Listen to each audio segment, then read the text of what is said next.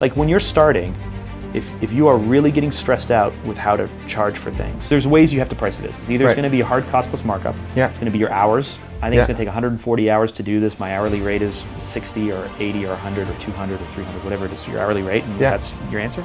Or you just make a number up based on what you think it's worth, right? I know it's only going to take 12 hours to do this project, but I'm experienced. I'm a genius. I know it takes me 12 hours, but it's worth $10,000. And then that's another way to price your business. Welcome back, guys. We're doing a 10-part series with my friend Mark Drager on how to build $1 million business as a marketing agency. In the last video, we talked about how to figure out what you're good at, what your strengths are, how you're gonna bring value to your clients. You can go check that video out. Today, we're talking money, we're talking pricing, we're talking financials. Mark, what's the most important thing that you want to talk about on charging and money? So I think for a lot of people who are starting out, especially if you're creative, right? If you're an agency, you're going to be a pretty creative person. Is the feeling like I don't want to look at it. I don't want to know. Like I'm gonna ostrich it. I'm gonna put my head in the sand. I'm not going to worry about it. And truthfully, it's something you have to be aware of. But if you do worry about it, I'm going to be both sides here. You don't have to worry about it that much. Right? So we're 12 years in. We still price things like in this really open, safe way. Right? What does that mean? We just assume how much something will cost and how much someone will pay us, and we just figure out that it's going to work out in the end. It sounds crazy, but I am not good with numbers. And so the thought of all of my financials and all of my things, the thought of going like, this is a big project and how many hours and how much does it cost and all of these things, I'd rather go like, that's 80 grand, and then hope that it costs less than 80 grand to deliver. And it sounds crazy, right? And I've been doing this long enough that I kind of know what things cost. You got to feel for it. But if I have to wait 2 weeks to deliver a quote because I'm busy, or a week or something, figuring something out. Well, why does it take that long for most people? Well, some projects are really complicated. Right? And if you're outsourcing stuff, you don't know the price until you get into it. Right. You don't quite know what's happening until you get into it, but they won't get into it until they want to know what the price is. And then if you're relying on vendors, you have to go out to them, and then they say, well, what's the scope? And then you got to give them the scope, and like it could take months. So truthfully, if you're like, I think this is 12 grand. And it's 13.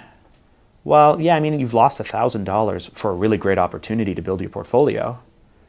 Or hopefully it's 10 and you get to keep 2 of it. Or maybe it's 6 and you get to keep 6 of it, right? Like when you're starting, if you are really getting stressed out with how to charge for things. And I mean, this can be a big risk. If suddenly you landed some kind of big bank and they're like, hey, we want all of this stuff, chances are you're going to be too overwhelmed to take that. You're going to be too scared to take it, or they're just not going to give it to you because you won't pass due diligence. But if something big is happening, it's like, oh, we want this $1 million project, and you're like, oh gosh, I don't know if it's going to cost me $2 million. You're losing $1 million. I'm not talking those numbers. I'm talking when you're doing an $800 project, or a $5,000 project. And that's what your cost? It costs you $5,000 to do? What you think it's worth. Right? So there's 2 ways to price a business. Right? Whenever you're dealing with this, it's either going to be based off of your cost to deliver with markup. So it costs me $8,000 to deliver this project. I think I should earn 40% margin, so I take $8,000 and I mark it up. Or it's going to be based on your hours, right? But you don't do any of this stuff. Later we reverse engineer it. But so you have a sense. I'm saying there's ways you have to price a business. Either it's going to be a hard cost plus markup. It's going to be your hours. I think it's going to take 140 hours to do this. My hourly rate is 60 or 80 or 100 or 200 or 300, whatever it is for your hourly rate, and that's your answer. Or you just make a number up based on what you think it's worth, right? I know it's only going to take 12 hours to do this project, but I'm experienced. I'm a genius. I know it takes me 12 hours, but it's worth $10,000. And then that's another way to price your business, right? And really, you shouldn't stick to any one of these. You should be open to all of them because it depends on the client. If you're working with someone who is coming to you because you're really good at your job and they don't have a lot of money and you like them, you're probably going to price it less. Right? If you're working with someone who where it's a lot of outsourced elements, right? You're spending a lot of money, you probably want to protect yourself by marking it up. But the reason why I said we reverse engineer this later is, let's say you come to us and we go, we do this on most projects. we'll start talking to you and we'll say, well, how much budget do you have? And that's the other thing is we ask clients, like, how much budget do you have to work with? There's nothing wrong with that. And they say, I'm not quite sure. How much will it cost? It can cost anything, right? So realistically, are you going to spend $10,000 on this? Are you going to spend $2,000 on this? Are you going to spend $100,000 on it? Right? Like, you may say you don't have a budget, but everybody knows what they feel is reasonable. And or at least the ballpark. That's important to know. At least the ballpark. A ballpark, right? And so if someone says, well, we can't see going over $10,000, okay, now you have a place to start. Yeah. And then you have to ask yourself, can I deliver anything for $10,000? I think it's one of the hardest things for people just getting started. What do I charge for my thing? I'm going to help you shoot this video. I'm going to help make a website. Well, what does a website cost? Well, if your cousin does it, it's free. And if you hire some big agency, it's going to cost you $50,000. But it's not about when you're starting. It's not about what other people charge, right? It's about. So how do I figure out what I should charge for that website, or for that video, or for that Instagram campaign? I don't overcomplicate it like that. Okay. I say, what is the client asking for? Yeah. Do I think I can do it? Yeah. And if I can't, what do I need to do to be able to do it? Right? Like, maybe I can't do it, but maybe I can hire my cousin, or maybe I can hire my friend, or I can do this stuff. What will that cost me? And can I deliver this within their budget? Because you're starting, right? And when you're starting, clients. Okay, but first you're asking for their budget. Yeah. So when they say, Mark, how much is it going to cost you to design this website, or do this landing page, or make this business card? I say, what kind of budget do we have to work with, right? Because truthfully, and it might seem crazy because they'll say, like, well, like I told you I want a website, right? But it's like saying, like, I want to buy a car. Yeah. What kind of car do you want? Right. Right. You want to take a trip. Yeah.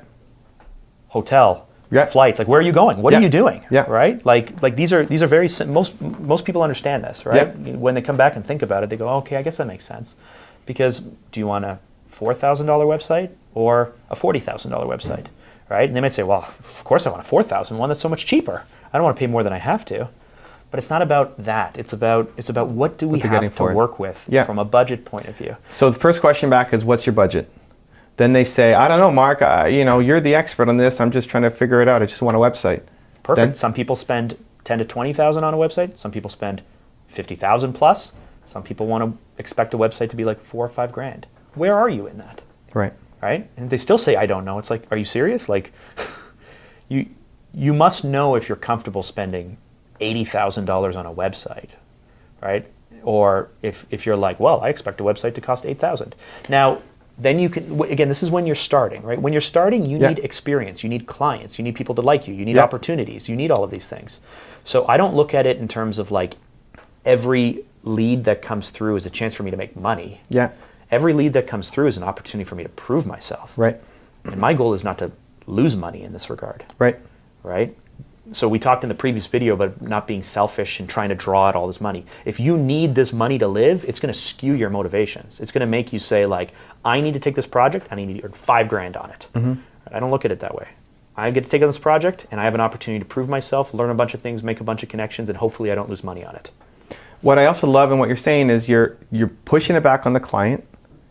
And I think a lot of people will have insecurities around that, especially at the beginning. Mm-hmm. So when they say, even just the question, how much does it cost, already insecurities, like, well, I should know how much it costs. And then when you say, well, what's your budget? They say, well, I don't know, you're the expert. Then more insecurities, like, I'm supposed to be the expert, I'm supposed to know. I literally go medium, low, high. And I did that twice with you. Yeah. I went, is it $12,000? Is it $4,000? Is it $100,000? Yeah. Is it $15,000? Is it $10,000? Is it $50,000? Yeah. Right? Like, and I do that. Now, I know there's certain things I can't do, right? I've been doing this long enough. If someone wants something and they don't have the budget, I know now. Right. I'm also at the point in my business where we're telling people what they should spend on stuff, right? Oh, well, I think you should spend this on it. But for our first 7 or 8 years, we didn't price anything that way. Right. Right. And it does lead to some trouble sometimes, right? Sometimes you get a project where you look back on it and you go like, wow, we did all of that work and we didn't earn very much money. But then that's the next part of it is when you're in a creative field, you want every project to be the best it can so it can be an expression of what you're capable of and what you can do and all those things. Mm-hmm. So the worst case scenario is you do a project with a client you don't like, or they just don't like you by the end of it. You don't do good work, or you can't show it, and you don't earn any money. Yeah. Right. To me, that's losing. Yeah. If you can either not make money, like, I'm not making money, I'm not really doing great work, but the client loves me, that's still a win, right? Because then you have another opportunity to actually move up the budgets, to do the next thing, to change the things. If the client's not really that happy with you, but you did great work, now you have a portfolio piece. If the client's not happy with you, you didn't do great work, but you had great margins, well, now you have money to go out and do the next thing, right? So ideally, you're not losing all of those, but when it comes to financials, of course, you need an accountant. Of course, you need to be aware of cash flow. Those things are, our bookkeeper, maybe not accountant, a bookkeeper or cash flow. Like, you kind of have to have your stuff together a little bit. But other than me watching cash flow, making sure that I have enough money to pay everyone and that eventually I will get money back from clients, we're not really that savvy. Like, we don't leverage money from this person to try and squeeze that person. We pay our suppliers and our vendors and our staff right away, but we don't get paid from clients for like 3 or 4 months.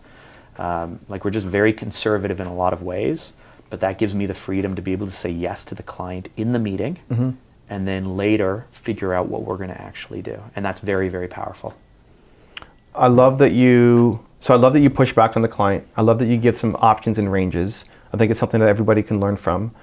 How do you feel about free work? You talk about portfolio piece. That doesn't bother me. But when to do it, when not to do it. Somebody's starting up, they don't have a portfolio, or it's limited, or it's not the work they want to do. When to make the decision, say, okay, this is worth doing for free versus, you kind of mentioned it with the 3 things to look at. So what are the 3 things again? Portfolio, money, and? Happy client. Happy client, like? They love you. They love you. And they'll talk about you. They'll talk about you. You call them up. They always take your call. You email them. They respond right away. Those people referrals. Come back. What percentage of your business referrals? That's interesting. The ballpark. Probably very little. Really?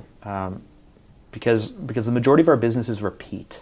Okay. Right. So when you're in a business where it's not project based and it's not repeat, then referrals are important. So most people who meet us for the first time meet us because they're looking for someone online. Okay. And we're going to get into marketing later, but they meet us online. We do get referrals from people where someone's talked to someone, but there are a lot of people who talk to a lot of people. There's a lot of people out there. So the majority of our work actually comes from someone looking for us online, or maybe being introduced to us like 5 or 6 or 7 years ago. And then they leave the company and go here and take us with them. But now we have this company and this company. And then that person, leaves and goes here. And now if we can hold that, sometimes we can't. And now we have 3 companies. Or it's just year after year after year. Our best clients, we work with, for 5, 6, 7 years. There are clients that we worked with 10 years ago who disappear for 4 or 5 years and then come back and they become our best clients, and then they disappear and then they become our best clients again. And so it's always kind of changing, but having really great customer service, and again, we're getting into that as well. Having people like you, being able to deliver is really, really important. So the 3 things, you're making money from it, it's a good portfolio piece, and you have happy clients. You want one of them. At least one. Yeah, I mean, ideally all 3 would be fantastic. Sure, I know, but like, where's the, if it's 0, it's a walk away. If it's 3, it's a home run. If it's 0, you don't know to the end, though. So that's the other thing. If it's 0, you don't what? You don't know to the end. You don't know to the end of the project. There are projects that start out with the greatest of intentions, the best of relationships. But they don't have the budget, so you know it's 0 on the budget. You're not taking tax. Well, I don't mean 0 as in like you're taking it for free. I mean like, but it's not. You did it's my not like, high we got 10 grand, doesn't and then hit before your margins, you know though. it doesn't hit your margins. And as you get more into it, you figure out you get a better sixth sense about it. You learn quickly, for sure. But so it's fine. So like 3 is a home run, 3 to 3 is a home run. 0 to 3 is this sucks. We're out. 0 is like you don't want to work with that person again. Do you take the 1? Do you take the 2? You're gonna take. If you got nothing to do, you do. You take the 1. Sure. If you have nothing to do, right? So everything is an opportunity to prove yourself. Right. And I think it helps to know what your motivations are to dictate that. Like one of my motivations is recognition. I know that I live off recognition, so I will much rather do something for free for someone just to have them turn around later and say like, that was really good. Happy client. Sure. Happy client. Or to hit success. Having a portfolio, which can be client testimonials, it can be examples of work, it can just be having the logos up on the site. These are the people we worked with. Right. That is cornerstone to any agency. Right. People want to work with people who have worked with other people. And it's a catch-22 when you're starting. So what you start with is just is just anyone you can. And then you slowly kind of remove the bad examples and you get better examples and better examples and better examples. And year over year, you work your way up in budgets, you work your way up in experience, you work your way up in value, your portfolio grows. It's just time. It just takes time to do these things. Everyone I look up to is 20 years ahead of me. And I go, oh, I want to be them. But you know, they have 20 years more experience. Nobody starts, maybe Gary Vee starts by literally saying like, I'm opening up my doors and here's my agency and look at how big and great we are. But even within the doors of their agency, there has to be that ramp up period. There has to be the examples and other things. Most of us start and then year over year over year you grow. Awesome. So the two main things I'm taking from it is for pricing, always ask for what their budget is, always give some pushback, never just go into something where you're in the dark and quoting on something without expectations. And don't allow for generalities. Don't do the like, oh, don't worry, we have budget. You know, and then we go and we quote something and then we go, okay, great, you budget 30 grand. Whether it's $500 or $5,000 or $50,000, you have a general range and then you quote against that. And then ask yourself the three questions, a filter through which picking projects. You have to have at least one, ideally two, and home run is three, of I'm making good money from this. It's a testimonial piece for my business, and it's a happy client. Yes. So this is part of a 10-part series on how to build $1 million marketing agency business. The next video is learning from Mark how to stop second-guessing your decisions. Click the link next to us.